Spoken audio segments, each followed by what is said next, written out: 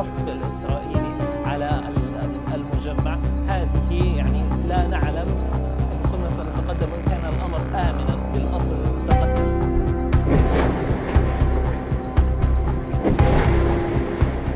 الإسرائيلي في هذه اللحظات يقوم بالانسحاب من مجمع الشفاء الطبي بآلياته ودباباته وجنوده الذين كانوا يتواجدون منذ ساعات منتصف الليل وحتى يعني هذه اللحظة.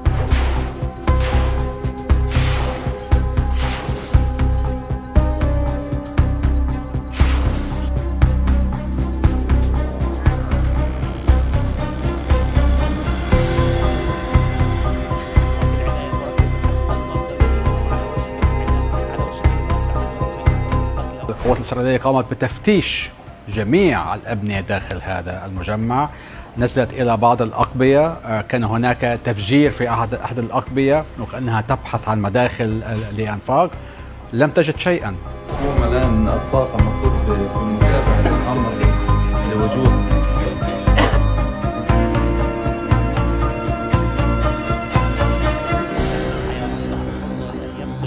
حياتهم بسبب عدم وجود أجهزة